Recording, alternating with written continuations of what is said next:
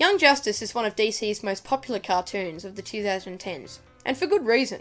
Its compelling storyline and talented voice cast make for a very interesting show to watch. Young Justice's third season, Young Justice Outsiders, is a hotspot for little nods and Easter eggs placed throughout the season's 26-episode lineup. So stay whelmed and make sure you go and watch Young Justice Season 1 to 3, as this list contains major spoilers for Young Justice Outsiders and all previous seasons. But without further ado, I'm Jager of JL Oz, and this is 10 Young Justice Outsiders Easter eggs you may have missed.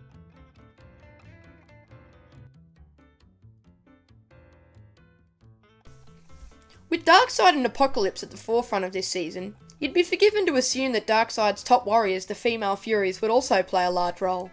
But this simply isn't the case. The team makes some appearances, but are taken out rather easily by the Justice League and the Outsiders, and the only one that is named is Big Barda, who appears alongside her comrades Lashina and Golatina on the large Apocalyptan space base, the Orphanage. Given this minuscule appearance from the group, and the hint of Big Barda showing a good side, You saved me. the Female Furies land on the 10th spot on our list.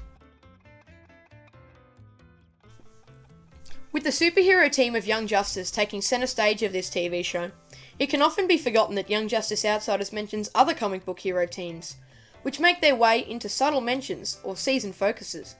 The most obvious non-Young Justice team in the third season is of course the Outsiders, which takes a public, more peace-spreading role than the undercover, secret team that is Young Justice.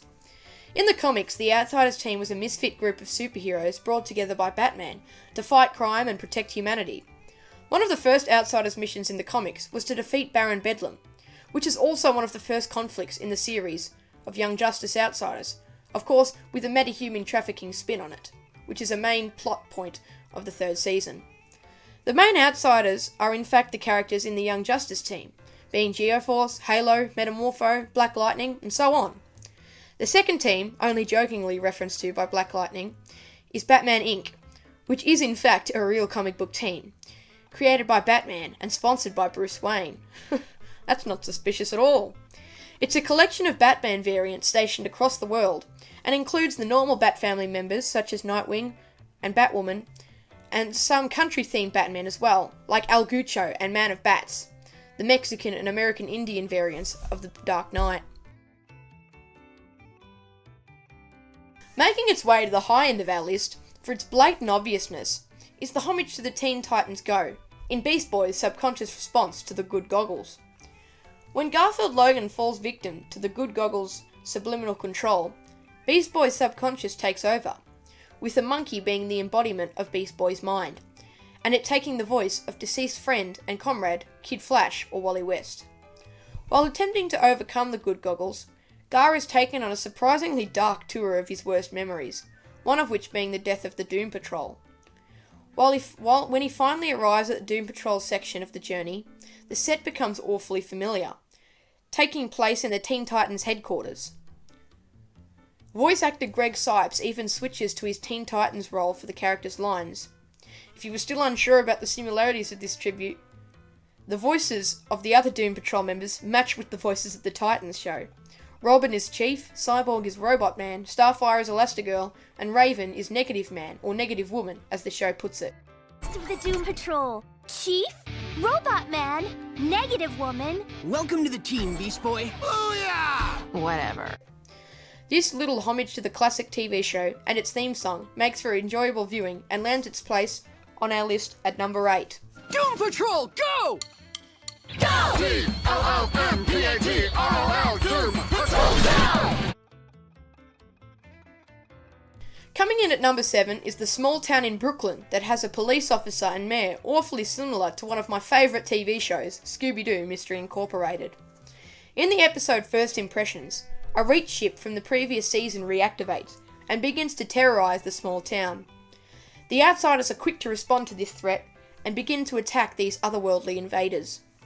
When Wonder Girl is knocked through a building, she meets a girl whose glasses have fallen off, and who has a similar voice to the intelligent, orange-wearing Velma from the TV show. My spectacles! Gratitude! When the first battle is over, the sheriff begins to speak and sounds a lot like fan favourite character Sheriff Stone, voiced by Patrick Warburton. As promised. That won't be necessary, kid. That's a trademark name there. Remember that. Lastly, the Mare swiftly moves in, with an almost parallel design to Crystal Cove Mare and Fred's adopted father, Mayor Fred Jones Sr. It seems Warner Brother likes a bit of subtle cross-promotion in their TV shows, and I'm liking it. Similarly to number 9 on our list, Young Justice also refers to a few well-known comic book stories, even if they are left only to the viewer's own conclusions. The first and most under-the-radar reference is the fact that Barbara Gordon, or Batgirl, who is voiced extremely well by Alison Stoner. Oh, really? And would you have felt the need to justify an all-male squad for a given mission? Is now wheelchair-bound, and goes by the codename Oracle. This is obviously as a result of the famous comic book story The Killing Joke, where the Joker goes on a rampage around Gotham, trying to drive Commissioner Gordon mad. One of his sick ways of doing this is by shooting Barbara Gordon in the spine, causing her to be paralysed. This leads to Gordon becoming the behind-the-scenes info giver to the Bat family, and in this case, Nightwing. Of course, Young Justice is great with putting their own spin on these type of comic book origins, and who knows the correct story behind the reason Batgirl is, in fact, wheelchair-bound. But I guess it'll definitely have to draw some comparisons to the famous Killing Joke. When Young Justice gave the introduction of missing sister of Geoforce Terra Markov, Titans fans worldwide shared a worrying shiver, as Terra means one thing: the Judas Contract. The Judas Contract is a story of infiltration and deceit, and has become one of the Teen Titans' most famous stories. It involves Deathstroke brainwashing young Terra, and using her as a tool to defeat the Titans from within. In Young Justice's case, Terra is used to filter back information to Deathstroke, who is a newly appointed member of the Light and head of the League of Shadows. This culminates with Terra's final task, which is to kill Beast Boy. But of course, the team knew about her deceit, and convinces her to renounce her alignment with Deathstroke, and become finally loyal to the team she once betrayed.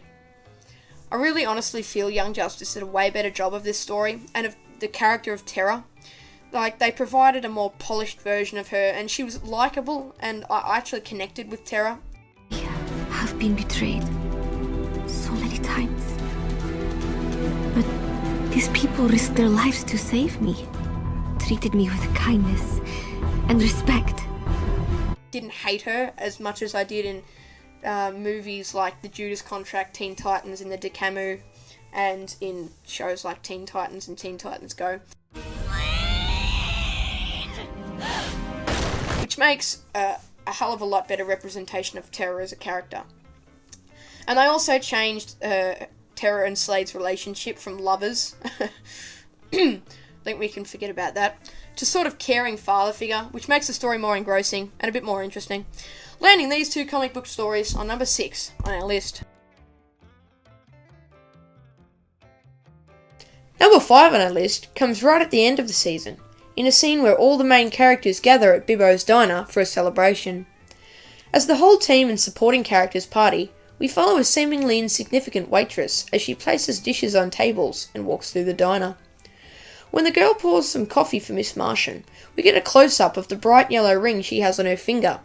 To die-hard comic book fans, this is a Legion flight ring, used by the future superhero team, the Legion of Superheroes.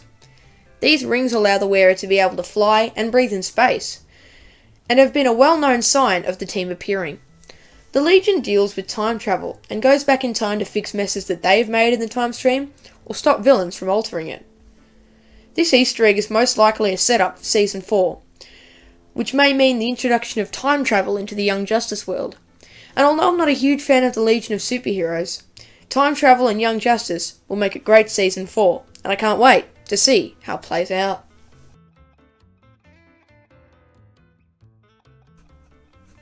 Coming in at number 4 on our list is one of our more hidden Easter eggs, coming in the shape of entertainment TV show host of the program Stargirl, Courtney Whitmore. To those who viewed Young Justice as a non-comic book enthusiast, this was just another minor character, but to expert DC fans, this was none other than popular female heroine of the JSA, Stargirl. Courtney Whitmore, stepdaughter of Pat Dugan, finds the original Star-Spangled Kid's gear in her stepfather's belongings.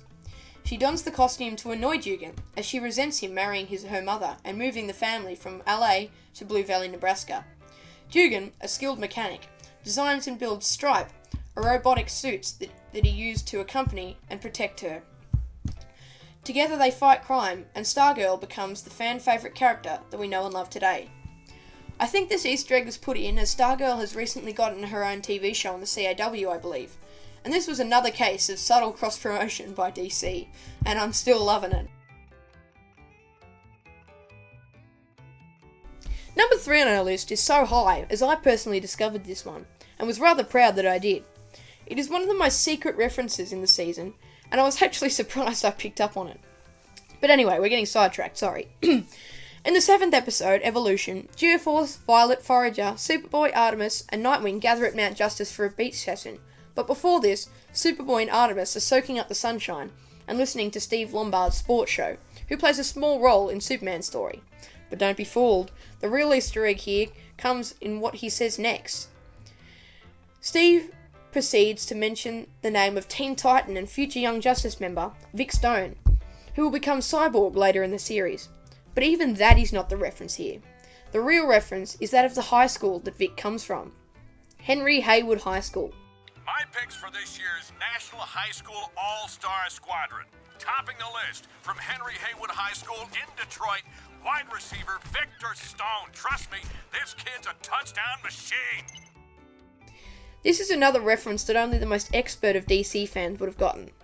For those who haven't dedicated their life to the study of DC Comics, Henry Haywood is the World War II hero of the JLA Commander Steel. Haywood enlisted in the US Marine Corps before World War II, but became injured during an attack. To save his life, one of his professors surgically placed steel devices he'd been working on inside him that made his normal human functions superhuman, giving him super durability, speed, strength, agility, and healing, making him one of the most popular JLA members and my personal favourite. Commander Steel has made appearances in Justice League Unlimited and in Legends of Tomorrow, although the Legends version has 2 Commander Steels, the original and his grandson. The original doesn't have the powers, but is just a symbol of a soldier that's fighting the good fight. And there is also the grandson's father, who doesn't have any powers. It gets complicated. So feel free to leave how proud of me you are for finding this reference, thanks. Coming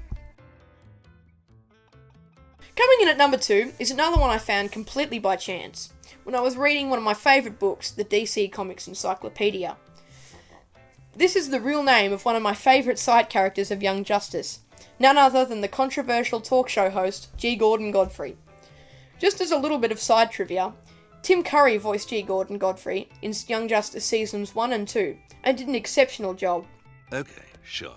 Superman and the Manhunter from Mars seem to be on the side of the angels, but that's 2 aliens in the good column and 2 in the bad. Let's see if we can get some answers! Although James Arnold Taylor is one of my favourite voice actors of all time, I noticed straight away the difference in quality of the voices. She's more popularly known Granny Goodness, and made the judgment that Tim Curry's was just much better. I recommend watching a compilation of G. Gordon Godfrey's moments. Oh, it's quite worth it, it's great. Funny. Anyway, the connection with G. Gordon comes in the Darkseid arc. Although never actually named, G. Gordon Godfrey is obviously the character I stumbled upon in the book, who makes appearances in Justice League Unlimited and the Reign of the Superman movie in the Camus, and that is Darkseid's secret infiltrator, Glorious Godfrey, who's equipped with mind control powers. Although these aren't shown in Young Justice, so I'm not aware that he has these powers in the show, but anyway. When Darkseid is planning to invade a world, he sends Godfrey to persuade the minds of the planet's inhabitants, usually as a media member, by spreading the will of Apocalypse. This would explain the really weird appearance of G. Gordon in Apocalypse with Darkseid during the Season 2 finale in the business as usual scene, and gives a deeper arc for the popular character, and I can't wait to see more of him later on. And at our number 1 spot is, you guessed it, the 2 Robins' appearance in the 6th episode Rescue Op. As we have seen on numerous occasions during previous Young Justice seasons, Jason Todd is dead in this universe, and it could safely be assumed that this happened due to the infamous Death in the Family storyline. And Damian Wayne, the son of Batman and Talia al Ghul, is yet to be seen. Until now. At the end of Rescue Op, the team has a small fight with Ra's al Ghul's comrades, culminating with the 2 fighting groups coming to a halt when Ra's reveals himself. Enough! One of Raish's henchmen that fights Dick Grayson is a mysterious man whose face is covered and who wears a red hood. When the team leaves, the hooded warrior mumbles painfully. Gray, son. Ah, your memory is finally returning. Excellent. This is obviously Jason Todd, due to a few little nods to the character in this guy's appearance. We have number 1, of course, the Red Hood, which is Jason's alter ego after being revived. 2, the fact that when placed side by side with the Jason Todd in the grotto and the Jason Todd that is Raish's comrade, they have the same hairstyle. And 3, Raish's memory line, and the fact that Jason was revived by a Lazarus pit, which Raish has access to. I think we can safely assume that this is Jason Todd, and that he will most likely appear in the 4th season. After Raish's little talk with Jason, Talia al Ghul steps from the shadows, holding a baby, which can also be safely assumed to be an infant Damian Wayne. It seems that in Season 4 we're going to see a bit of a Bat family reunion. And that's our list. Let me know in the comments if I missed any of your favourite Easter eggs from Young Justice Outsiders. Make sure you like and subscribe to get your weekly dose of DC, from top 10 lists to character origins, and hit the bell so you never miss out on any of our videos. Have a great day, and I'll see you in the next video. Cheers.